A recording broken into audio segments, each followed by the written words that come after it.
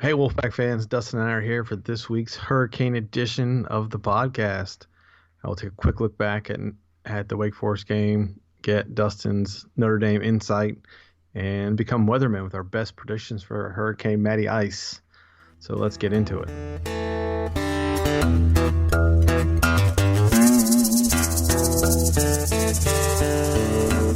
All right, folks, I just want to clarify first off for those who have listened to the raw reaction post Wake Forest. It wasn't as bad as it sounded. I got a couple messages and comments that I was depressed and that I needed some antidepressants or something. But that's what you get with a raw reaction. I think I was just frustrated with the excruciatingly boring last three quarters and the sloppy play and the bad breaks. But, a win's a win. It wasn't bad, but there's definitely room for improvement. I think overall the Pack took what Wake Forest gave them. If you think about it early, they basically stacked it inside. We couldn't run. They wanted us to throw. We threw it and scored. And then in the second half, they started covering the outside, and Matt Days took over. I think there's a lot of good to that game. But I was just pointing out the bad because those were the talking points. But a win's a win, right? 1-0 in the ACC. Clemson, Louisville can't say that, right? But yeah, it looks like it's going to be one more year before Louisville's the power of the ACC. I mean, they're good. Yeah, I'll give them credit. They played that Clemson game strong, and we're already off of the state game. But I'll give Louisville credit. They played that game strong.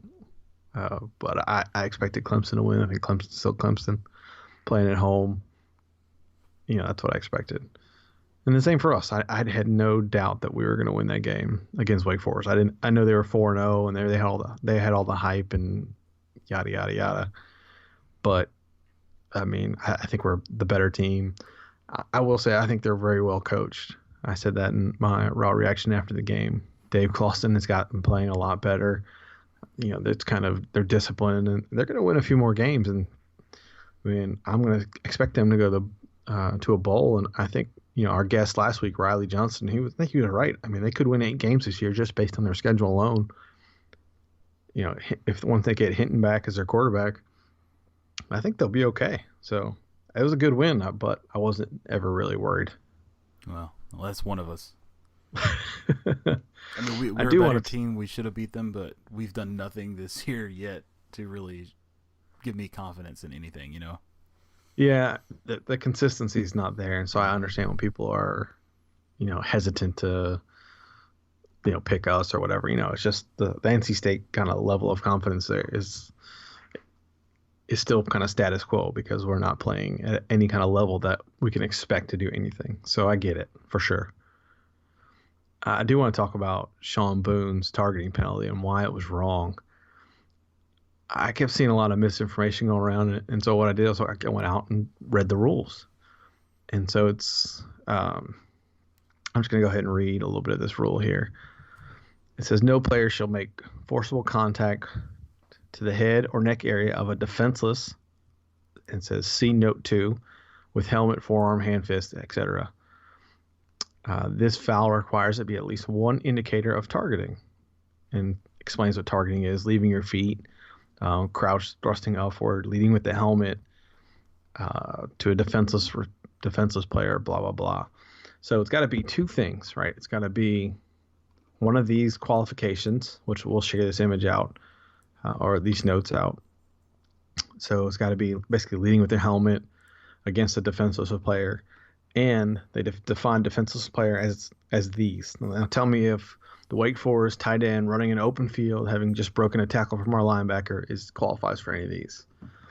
A player in the act of throwing a pass, a receiver attempting to catch a forward pass, a kicker after he kicked the ball, a kick returner attempting to catch or recover a kick, a player on the ground, a player obviously out of the play, a player who receives a blindside block, a ball carrier already in the grasp of an opponent, a quarterback at any time after a change of possession, a ball carrier who's obviously given himself up and is sliding feet first.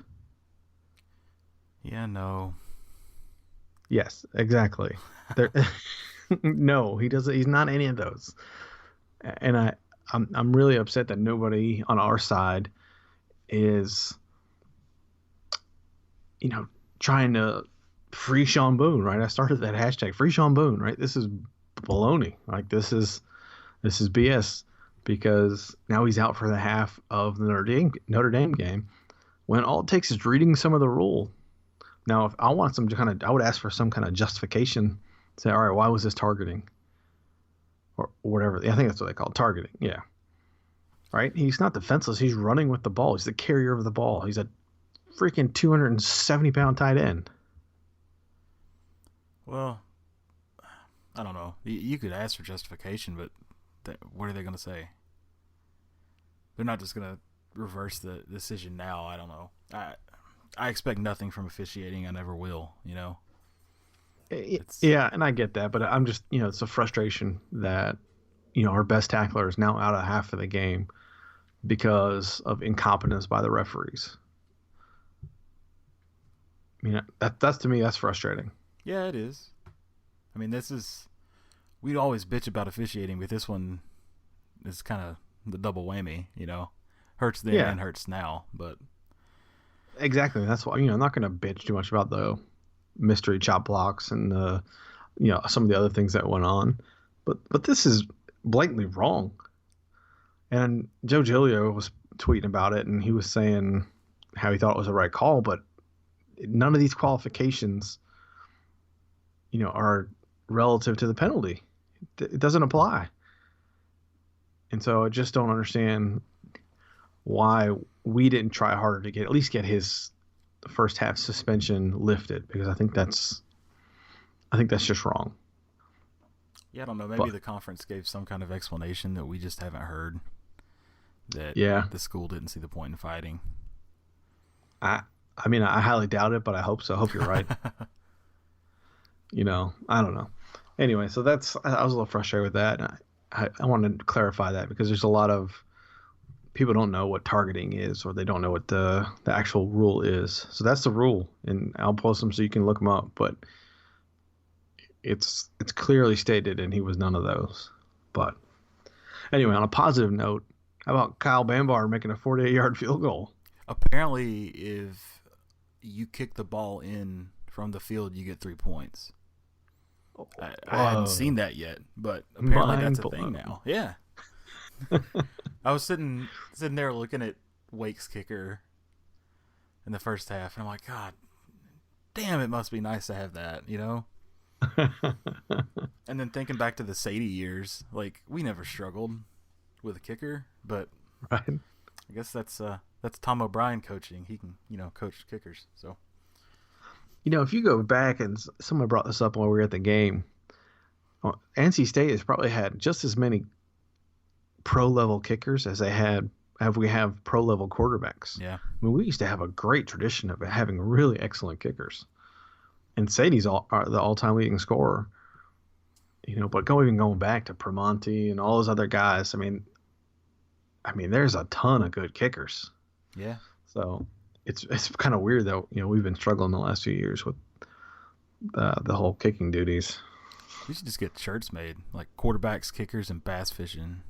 That would be awesome. I'd wear that. Awesome. Yeah. That would be awesome. Yeah. Anyway, so I mean that was, at least he made it, and hopefully that's a turn in the right direction. Yeah. I still don't understand why we can't kick a ball in the end zone on the kickoff, unless they're purposely trying to kick it in the corner. I don't know. I think that's kind of strange, but well, what do we know? Yeah, right. I don't know anything. I know the guy's got to have the leg to get it there, Yeah, it sure feels like it. Yeah, absolutely sure feels like it. Somebody does. I mean, AJ Cole kicked a 72 or 74-yard punt that pretty much carried the entire field. And you're telling me he can't kick one in the end zone? Kickoff? Yeah. Like, the dude's a monster. He's awesome. Anyway, we got Notre Dame this week. Notre Dame comes to town for the Hurricane matchup. Dustin, give us a little insight on Notre Dame here. Well, we can go into the rant about them being overrated as always, which I think you pointed out preseason, and it's turned out to be true. It's funny, their first game started we'll get into the Texas situation later, but the week 1, everybody's like, Texas is back, beat Notre Dame, double overtime. Well, that's proved to be kind of the story of Notre Dame's season in loss.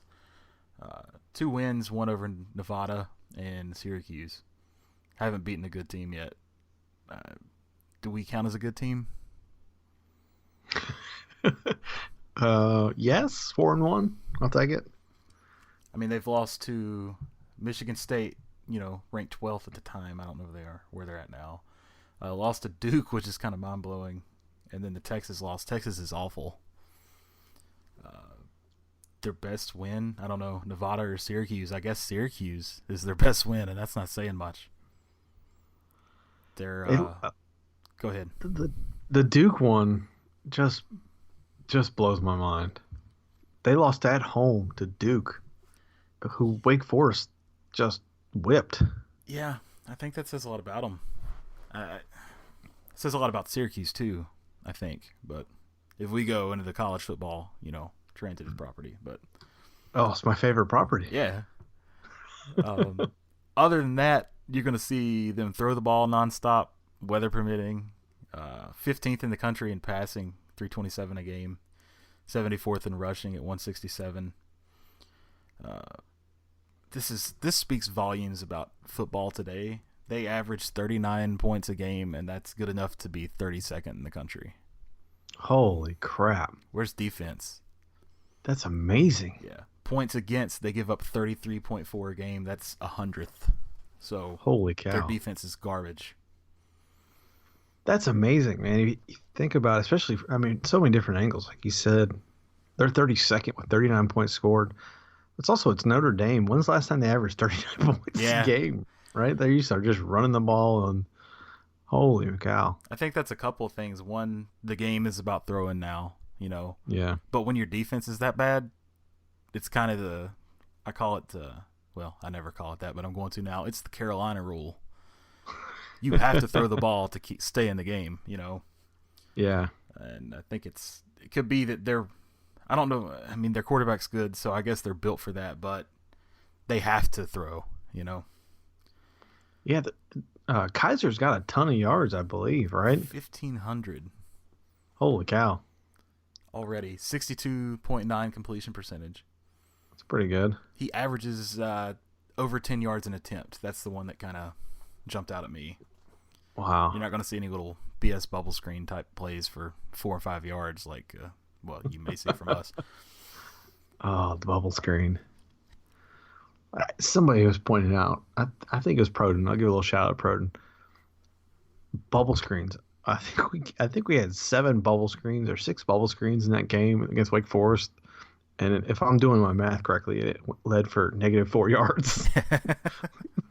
They're great. I mean, I get it if you have Torrey Holt over there and you can run a bubble screen and he can take it to the house, which he did numerous times. I just don't think we have that. No. And I'll give it to Drinkwitz. He's a lot less frustrating than Matt Canada was as for his play calling. But the bubble screens are annoying as hell especially when they're not working. They're awful, man. Awful. Yeah. That's been my biggest gripe, honestly. Yeah. With him, and I will say that first quarter of Wake really impressed me. Yeah. But after that, back to the same. I don't know. Whatever. Yeah, I'd like to see us not take the foot off the throttle. Now, I think we touched on it. I'm sure part of that is scheming for what Wake Forest is trying to give us, and we'll probably see it with Notre Dame as well. What are they going to try to take away, and what are they going to make us beat us with? I feel like we're lucky enough to have enough options with guys Days and J Sam that if they do try to stop the pass, they're going to be chasing us down the field with one of those two guys. Yeah. And, hopefully Nyheim Hines is back and healthy and whatnot. Because I don't think he played any offense in the Wake Forest game. No, I don't think. Is he on the field? He was on the field for the special teams. Special teams. Yeah. One touching on one thing you said about taking your foot off the throttle. When have we ever had a team that just went nonstop until the time was done? I remember one game. It's one game, not a season. It was one game, and we were playing. I believe it was Navy, and this was somewhere around 2003, and I think we beat them 70-7.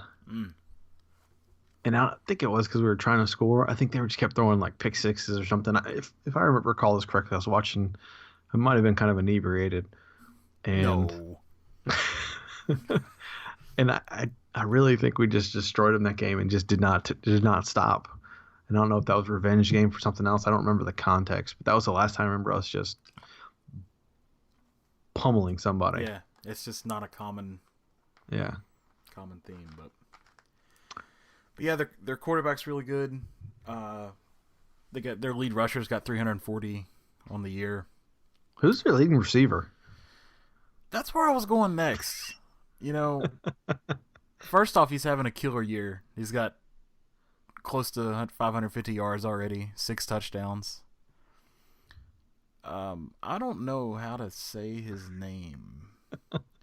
It's obviously the best name in football, but I don't know how to pronounce it. I'm gonna go Equanimous. I think that's pretty good. Equanimous St. Brown. Very, very nonchalant, common last name, but Equanimous St. Brown. Kudos. I don't know how you come up with that, but that is awesome. And it makes me feel like I'm going to be disappointed in my kid's name. At what grade did he learn to spell his name? That's what I want to know. Dude, I feel so bad for him on like Scantrons. But he's going to max it out, so it's just like Equinim, like every time. That's a name, man. That's a hell of a name. I'm curious as to whether he goes by that, or if he goes, because if that was my name, I'd go by like E or Tugboat or something like that. I'm not going to go by Tugboat. Tugboat, yeah. That'd be awesome. That's my future son's nickname. Is Tugboat. Tugboat and Moose. That's going to be awesome. Yeah. I want to name my kid Trout, but the wife said no. So I thought Trout was just a great name, but I've been shut down. Trout Hill? That's strong, man. Exactly. That's a good one. I like that. We're getting way off here. Anyway, best name of football. Equator, St. Brown. So Equanimeous, St. Brown. Holy cow, that's a nice one. Equanimous. That's a badass name. That's pretty good. Yeah. That is pretty badass. I will note that they also have one of my favorite baseball players of all time, Torrey Hunter. He was just so much fun to watch. I'm assuming that's his kid, Torrey Hunter Jr. Yeah, I don't know if he's got eligibility left. Yeah, so that's pretty cool. I don't know. That's an interesting little fact there. And is that Miles Boykin? No, that can't be.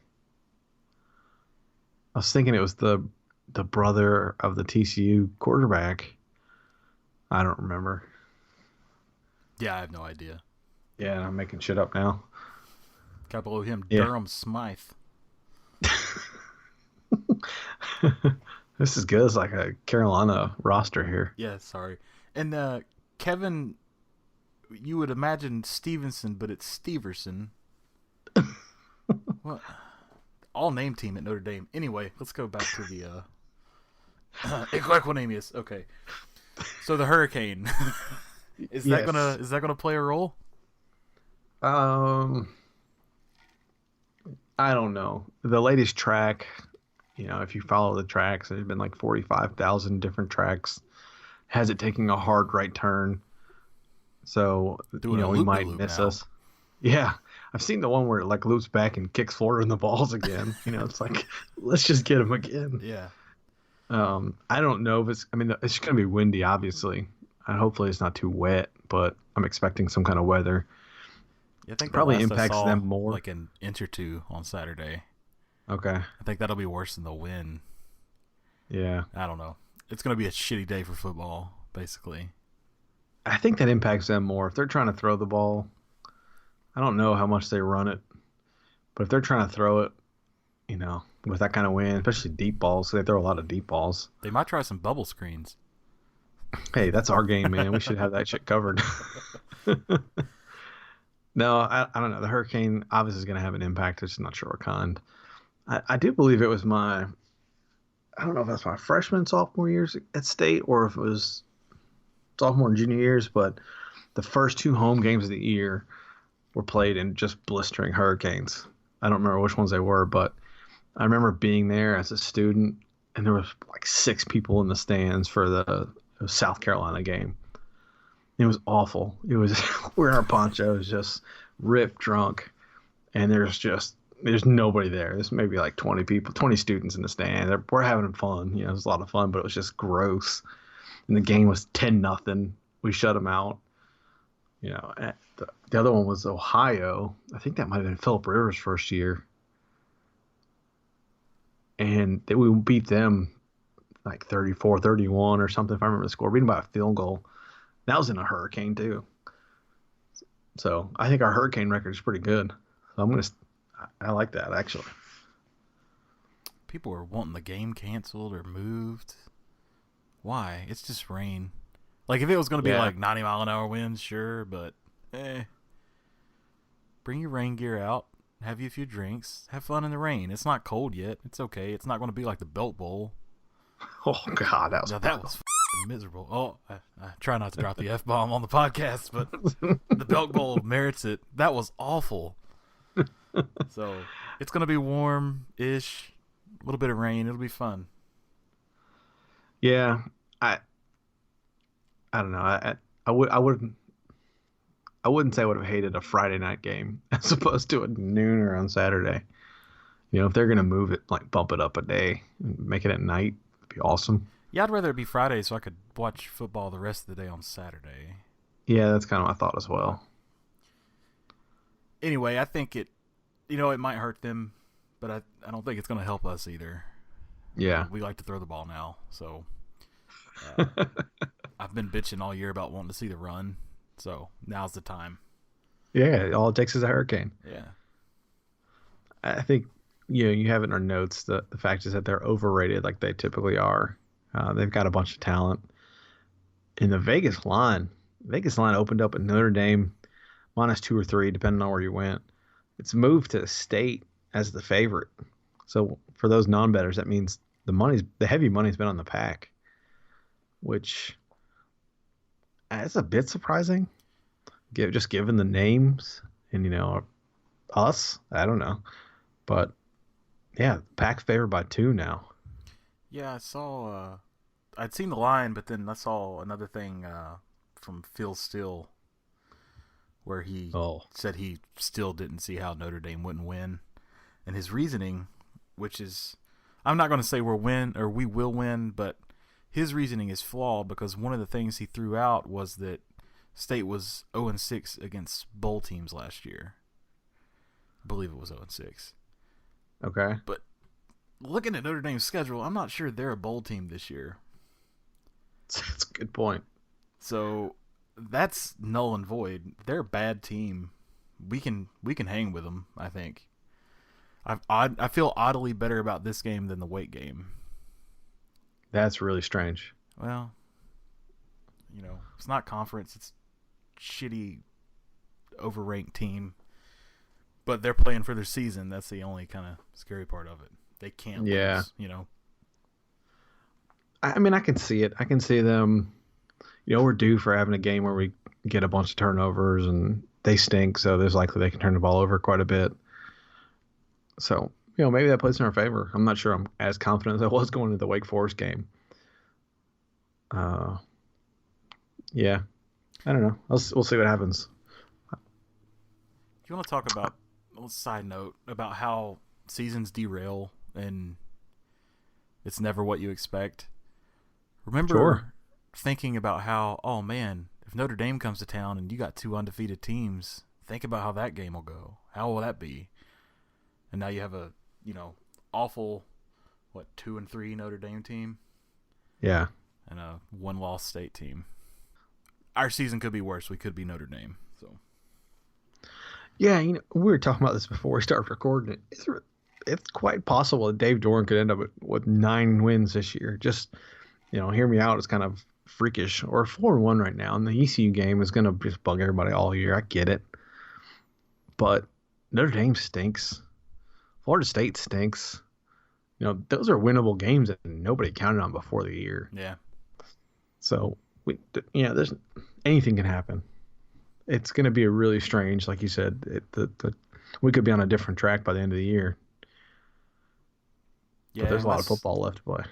Unless you're trying to preview like an Alabama, you don't know what's going to happen. Right. Preseason. Right. We waste our time every year doing these little, how's the season going to go? It's never the way we think. So, well, at some point we should have figured that out. I need to post our poll action, but everybody did the same thing that, said the same thing we did. Nobody thought we were going to lose to ECU. And they thought we'd be 5-0. Most people thought we'd be 5-0 going to this game, etc. But nobody knows. But every year we should expect something like that to happen. Yeah. I know I'm the optimist. I don't know what your excuse is. I'm done with optimism. Set yourself up for disappointment, and then everything's good. I will say, from an optimist's point of view, we should be 5-0. Like, we played good enough to be 5-0. Agreed. So, a loss is a loss, but we're capable of being 5-0. So that's, the game last week kind of put me onto the happy side, which is going to be bad, but I'm kind of confident right now. How about Wake Forest got a vote in the coaches poll? What, this week? Yeah. Oh. Do you know what they had the week before? I don't think they had any, but... So they lost and got a vote? Yeah. Wasn't that some shit? Right? Yeah. Well, I was thinking, I'm not opposed to us kind of lingering in the background. 4-1, that's fine. If we're 5-0, it'll probably be way too much hype on us, and you know how that goes for us. Mm-hmm. So I'm happy at 4-1, kind of sitting back a little bit. But I just thought about Wake Forest got a vote in the coaches poll, but that was really weird. Good for them, I guess. Yeah. All right, I think it's gonna be a close game. I think we can win. I'm not gonna say I would bet State -2. What do you think?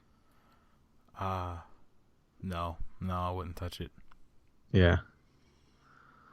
What do you think? Think we're gonna win? Yes. Okay. But you heard it here first. It might be a last second type of situation. I don't know. I think it'll be close, sloppy, probably 2 or 3 turnovers on each side. Yeah. Oddly, I said it earlier in the year. I thought we were going to beat them. Even if they were good, I thought we'd beat them. And now I'm not as confident. And I think that's just my lack of confidence in being confident, if that makes any sense. I don't want to feel like comfortable about winning a game. Right. So I'm just going to push on this one. But I felt good earlier in the year. All right, let's take a look at a couple other things before we get out of here. I got an email literally right before we started this podcast. So I just cut and paste what it says. It was from Coach Doran, of all people. Personally? Sent just to you? Wrote just to me. Oh, man. For some reason, he just says, "Dear Wolfpack fans," but I'm pretty sure it's just he to meant me. To your whole family. Yeah, of course. Me and Moose. It says, "This is Coach Doran. We prepared to celebrate 50 great years at Carter Finley this weekend versus Notre Dame. I want to ask a favor for our program. There's nothing better than playing in front of a sold-out, crazy, loud crowd in our stadium. It's hard on our opponent. It energizes our team and impresses our recruits. We'll have over 100 top recruits at this game. Side note, that's a lot. Yeah. We'll need you to be fired up and present for all 4 quarters. I know how important tailgating is at State. I also know how important building a program is to you all. Please help our team in our recruiting environment this week by being in your seats for both startups of the halves. Thanks so much for all you do. Go Pack, Dave Doran." So now what he's saying here, right? There's no doubt that we have good fans. They show up for every game. Maybe even the Wake Forest game, start of that game, the crowd was solid. Right? There wasn't a whole lot of energy, but it was a good crowd. Halftime, though. pass outs. He hates it just as much as I do. I hate people leaving and then, oh yeah, we'll come back, and the stadium is just ghosted, man. There's nobody there. Like, I get it.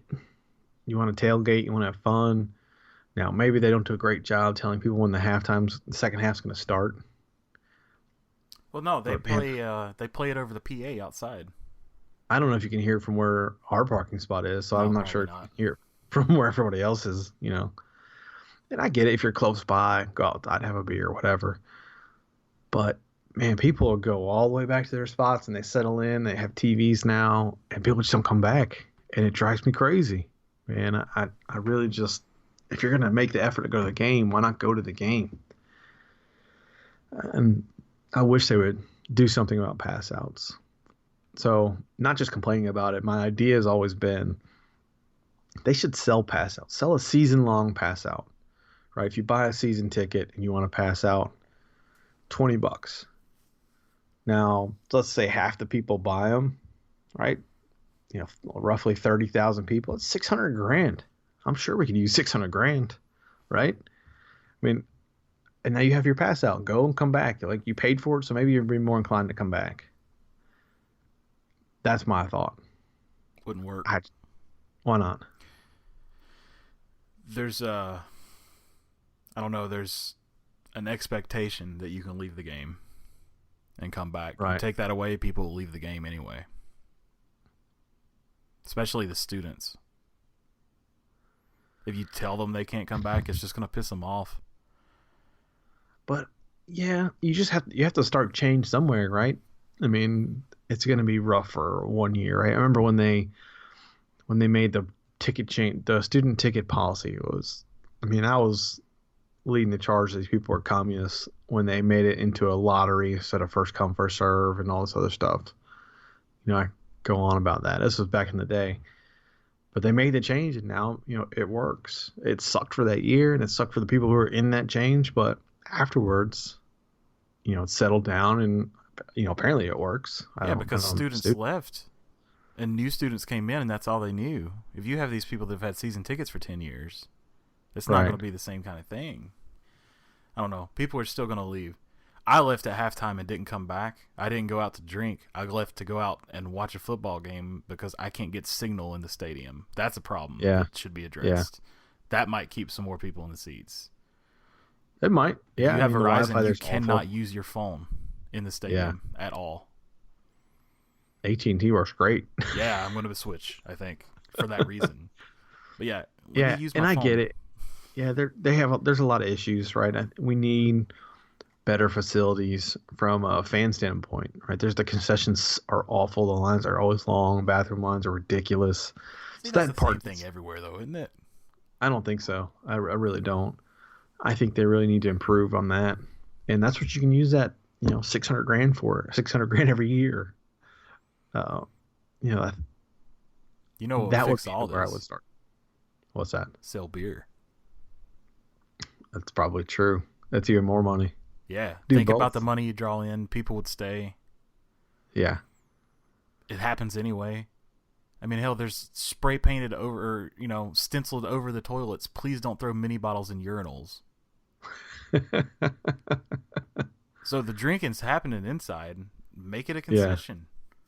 Charge like you do at, Walnut Creek. $15 for a beer. People will pay it all that money. I'm all for it. There is a downside to having obnoxious drunk people, but we have obnoxious drunk people anyway, and it's a football game, so it kind of come to expect it. Yep. Have a family section for season ticket holders if they want that. Yeah. I don't know. I don't see it changing anytime soon. I think you can start that. I think you're right. I think you work on the concessions. You maybe start selling beer, and then the next move. It's like 3 phases. The next move is, hey, pass outs. You want to pass out? You're paying for it. I think people would pay for it. The beer thing's a conference rule, though, isn't it? I don't think so. I think it's up to the. I don't remember. I think it's up to the venue. Because I thought it was something like that, and then Louisville joined, and they served alcohol at games or something. I don't know. The whatever. But touching on one part of that email about the recruits being there and people in the seats, that has no effect on recruiting. Look at Carolina. They so beat maybe us it's in the not recruiting them. rankings, and they have 2 people there. Yeah, maybe it's not for them because they're winning. But I think we need all the help we can get. Yeah. So I get his point. His point wasn't, it was basically a show up for the second half. That's what all that email was. Because fans are there when the game starts. They're there when it's important. But the start of second half, you see it on TV, and man, it just looks like, man, these guys don't show up. It looks like a Carolina game, and it's embarrassing because I know our fans are there. You know, a lot of that though is it's not all the pass outs. It's the concession lines and the bathroom lines, like you said. Yeah, oh yeah, I'm sure Like, that's part of it. you know, I don't know. There's more to it than just the pass outs. If you actually go out, there's not a ton of people that stay out there in the second half. Yeah. I mean, not enough to make that noticeable difference. One thing I noticed that was really weird Saturday was the student section under the scoreboard didn't even have. I mean, there was no one in it until probably 5 minutes into the game. Yeah, I'm not a student, so we should probably get a student here on here at some point to let us know what the hell the problem is there. But they're having trouble getting the students into the game. The students are there, they're showing up, Yeah, but they're not getting them in the seats. I don't know what it is, but I saw that too, and everybody's like, "Where is everybody?" yeah. And it looks horrible. They need to get that. That was the worst I've seen it, and I don't know if that's kids wanting to stay out and booblooge or whatever, but It was back when they changed all the ticket policies for the students. I remember doing some research about it, and Kansas State did it the best, I thought, for the students, at least from the standpoint is you get your seat first come, first serve. So the students they want to be front row. At least, the ones you want front row are going to be, they're going to be out there front because they're going to be out there early. They're going to be out there when the team's warming up. that's the way it is for us, isn't it? I don't think so. I'm not sure. I don't think so. Otherwise, they would get those students in faster, I believe. It was, let's see, 2011 was the last time I sat or used a student ticket, and it was first come, first serve. Was it really? Yeah. And then I wonder what the time limit, like, you when filled can up they the get section. In? Well, see, it's weird first come, first serve because they would fill up a whole section before they let you go into another one. Yeah. So you could be there early and still get screwed and be at the back at one end of the end zone, and then the person behind you gets front row on the other section. Huh. So it's that's interesting. Kind of weird. There's no, unless you are first, you don't know where you're going to end up. Like, you have to be first because you don't know the cutoff for that other line. Yeah, they need to do something. I think that line could be optimized and to get people in their seats. It just looks better. Yeah. So anyway, pass outs, student tickets. We got some areas to work on. The next thing I think we have to talk about today, man, there's a lot of stuff happening today. I'm glad we record on a Wednesday. The conference, for some reason, decided to keep the schedules basically the same. So they were voting today on should we move to 9 games. I think there's no doubt we should play 9 conference games. Blow up divisions, play 9 conference games. There's no reason for us to have to schedule these, I don't know, they're FBS schools, but the ODUs and South Alabamas and the whatever, right? Everybody would much rather watch us play Duke and Wake and, all these other teams, whatever. But the games against the small schools were going to be the same because it was going to be a 9-1 or an 8-2, right? What do you mean? If it was a 9-game schedule, you had to play 1 P5 school. If it's an 8, now you have to play 2. So no, you still have to play 1. Unless I read that wrong, but I'm pretty sure nothing has changed. Nothing has changed. I swear it was going to. There were 2 choices given by ESPN, and it was 9-1 or 8-2. I could be wrong, but I just saw it come across my timeline here. Let me pull this up. ACC ops to remain at 8 league games, despite the fact ACC schools will now receive $500,000 less per school in TV revenue. Okay, that's not it, but that's relevant. That sucks on top of that. ACC ADs vote to continue playing an 8-game league schedule with at least one Power 5 non-conference game. What the hell? I think that's not necessarily true. I mean, that's from the ACC football Twitter account. Well, they've got problems. That might be the 500,000 deduction because ESPN gave them the two options. Okay. So I bet the 500K deduction was from not agreeing to the second P5. So it's even worse. I don't know. I prefer the 8. I mean, because if you have the 9 and it's your year for Notre Dame, then that's it. You know.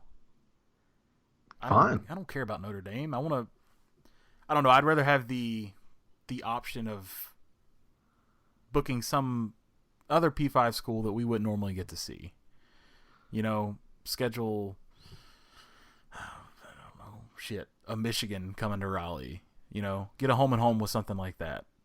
That'd be great. I mean, that's stuff you wouldn't get any other way. There's always that case, right? And I would like to have that kind of game too. But I think there's a better case for us playing. And think on the flip side, right? Now that means Carolina has to play another school, which the odds are it could be Louisville, Clemson, or Florida State, right? Let's play another one from our side. So I think there's a benefit for not just us, but for everybody else to kind of balance it out, right? It kind of evens things out the more people have to play each other. I'm disappointed as a season ticket holder that was their vote, because I know what it means. It means they're going to end up scheduling one good team and then a bunch of crappers, when we should have one crapper to start the year, or like the SEC does, one crapper at the end of the year for your rivalry game, and then a middle row Power 5, a Power 5, and then 9 conference games. I would much prefer that. Yeah. I don't know. Yeah. Because that would just give us a game against another, coastal team. That's a big deal. I don't know.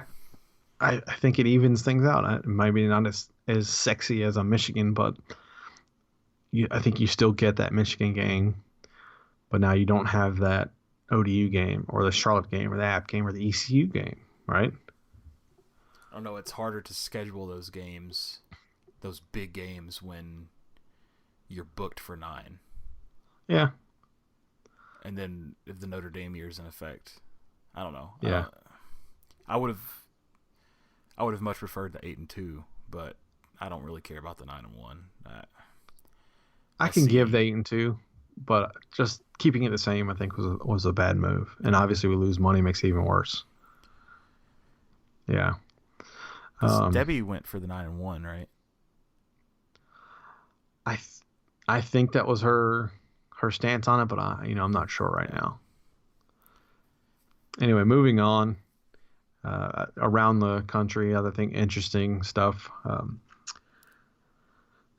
The rumor was, I don't know if it's even a rumor, but one of the ESPN guys, I think it was Brett McMurphy, tweeted out that a source close to the program said that Texas is going to fire Charlie Strong at the end of the year, or maybe they're not going to fire him during the year. There was 2 different variations of that I heard. What do you think about that? I think it's a placeholder for Les Miles. Right. I think that's the less obvious, miles right? to Texas. Less miles to Texas. Yeah. Why take the NC State job when you could have the Longhorns? Let's be real. Is Tom Herman in the best spot of any second-year coach ever? Yeah, I think he is. I mean, there's no doubt. He could have that. He can have LSU. He can have the job or the school that, for whatever coach goes to LSU, USC, Oregon's going to be open. Florida State might be open depending on LSU. I mean, dude is going to be paid. And he's going to have his, his agent's going to be busy. That's going to be crazy. The other part, my buddy Kirk, new listener, thanks Kirk, wanted us to talk about was the typical Charlie Strong gets fired is Nick Saban going to Texas. Everybody knows Nick Saban's wife loves Austin. Blah blah blah. Nick Saban's not going to Texas. I thought Why? LSU was going to get Saban. Him or Urban That would be Meyer, funny. right? That would be funny. Why would Nick Saban go to Texas? There's no sense in it. He's finishing it up at Alabama. He's gonna go out in Alabama with like 25 national titles. He's gonna have a Eiffel Tower sized statue outside the stadium, and nobody's gonna ever mention Bear Bryant again because it's gonna be all Nick Saban. Are we to the point now that Saban is more revered than Bear? Oh, I think absolutely. And now maybe that's just because of recency bias, and that's what we know, and that's what people Right. Around us know and talk about. But given the competition level, there's a lot more good programs there is now, and he's just dominating. Could you imagine how many women in Alabama would just like instantly give birth if Saban came out in a houndstooth hat? Just instant pregnancy, like the Immaculate Conception. Right? Yeah, if he busts that hat out, my God, he's. Hell, I don't think the world can handle it, but he should do it. That's what he should do in his last game when he's done. just come out. That would be awesome. But I'll play along. Let's say Nick Saban decides to go to Texas. Just 1 in a million shot he goes to Texas. They offer him $20 million a year or something stupid, and he can't say no. I think the obvious answer, and we've talked about it before, is Dabo Swinney goes to Bama. I mean, he played there. He's a Bama guy. I mean, I think that's the fit, right? Oh, yeah, that's got to be their first call, he's there, right? Yeah. Their first and only one. Yeah. Then you'd see chaos because Clemson is, that's an attractive job to a lot of people. And I think we're going to see some crazy chaos this year because the assistant coaching ranks are tapped. I think, the last couple of years, there's a lot of internal promotions and there's not a whole lot of big names that are being talked about. So I think you're going to see some chaos with all these jobs opening up. I think it's going to be awesome. People don't want to hire the next great MAC coach. Right. That and our, well. Yeah. I didn't subtle mean it that jab way. there. Subtle jab. Yeah. And our guest actually next week should cover this topic with a lot more expertise than we are. So it's a little teaser there for you. I thought I was listening to the USA Today podcast with Dan Wolken, college football writer, and one of the names he mentioned, if the dominoes fall, Jimbo Fisher goes to LSU, etc., was Larry Fedora going to Florida State. What horse shit? Wouldn't that just be a kick in the balls? There's no way, man. Wouldn't that be a kick in the balls for us? Yeah, it's not happening. That would be insane. I mean, I could see it. He'd be a good fit there. He's that kind of. Why would he want to play or coach in the Atlantic? I don't know. Yeah, I don't know why he would switch sides. You got it made there. Yeah. That would just be complete. Yeah, there's no chance. I mean, this. I know State fans have to hate him because he's obnoxious, but I kind of like him, so I'm not gonna lie. I have a subtle like for Fedora because he plays aggressive. He's just kind of got that fire, right? Everybody loved Chuck Amano for that same sort of panache. He's not a Carolina coach. Yeah, he doesn't fit there.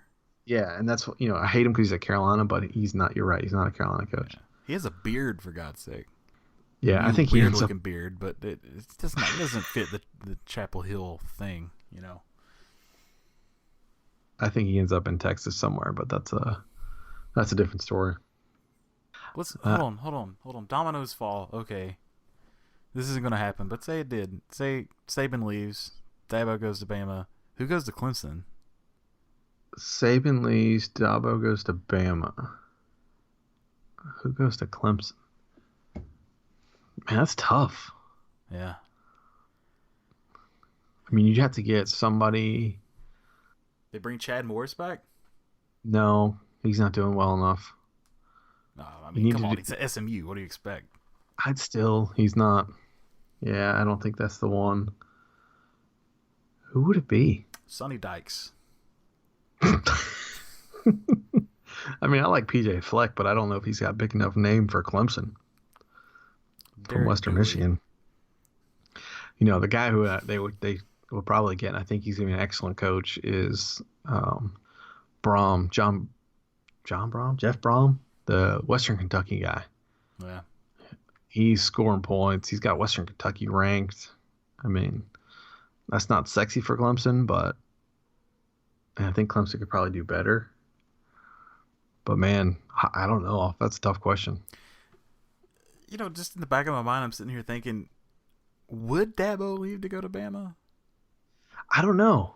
I mean, I would think so because it's the ego, the money, yeah, it all makes sense. But he is Saban at Clemson, right, and he's got Clemson in a spot where you just don't see them relinquishing that top spot for a while. Yeah. I mean, I don't know. I don't know if I would leave Clemson. I mean, it's a lot less pressure than Alabama, that's for sure. Yeah. But South Carolina's down for years, Yeah. Muschamp, that's your competition. So you own the state. You're, on a pedestal there. I don't know that you go to step into those shoes. Like that's not attractive to follow Nick Saban. For us, it's not, right? We don't think like that. I think we would probably take the rational reason, but I don't think any rational person is a college football coach. Oh, I didn't say I wouldn't bolt to Bama. I don't know, man. Imagine being the football coach at Alabama, even if you were only there for a season.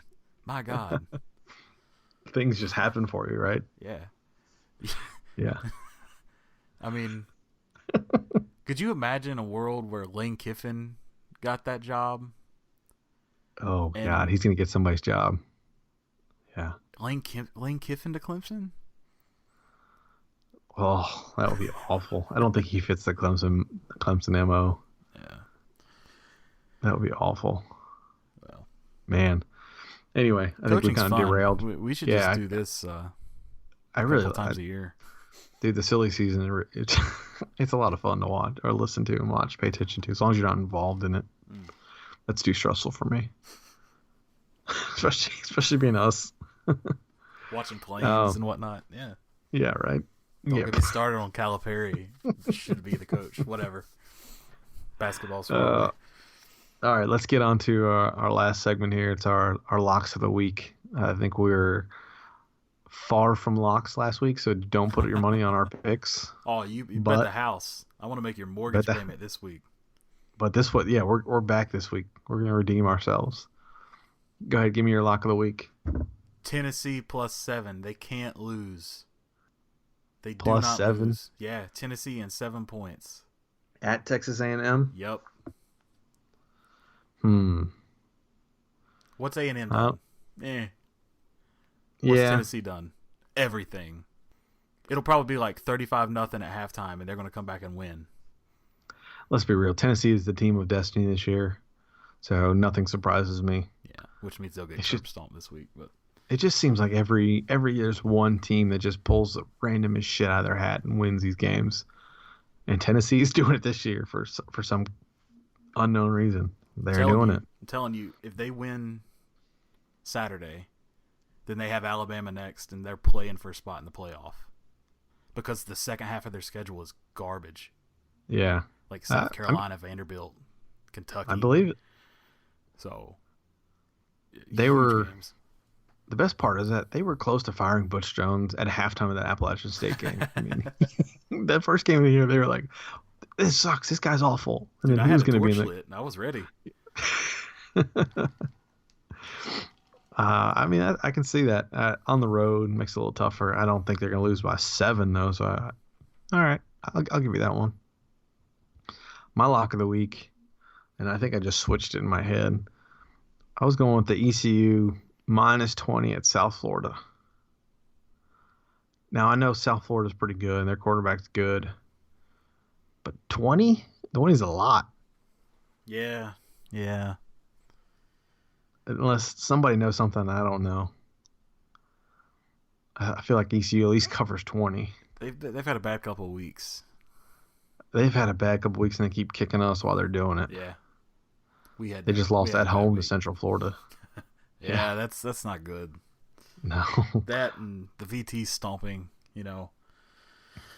So Central Florida, ECU beat them by 37 last year at home. So in Orlando. And now Central Florida comes to Greenville last week and beats ECU by something like 20 or 17 or something like that. What in the world? Yeah, I don't know. Scott Frost, he's getting a job somewhere too. He's not going to be long. I don't know. I feel like 20 is a lot for anybody who can score the way ECU should be able to score. So, yeah. But take the Pirates. They score like you think when they're not playing us? Oh, here it is. ECU's quarterback might be hurt, so Philip Nelson might be hurt. So take that. Take South Florida and give 20 points. I'll switch that one right now. I don't like any of these lines, so I'm not too excited about any of them. But all right, that's all I got. Let's everybody stay safe, dry for the hurricane. Hopefully it takes a hard turn to the east, and hopefully the Pack puts up at least 65 points on Notre Dame and doesn't give up 66.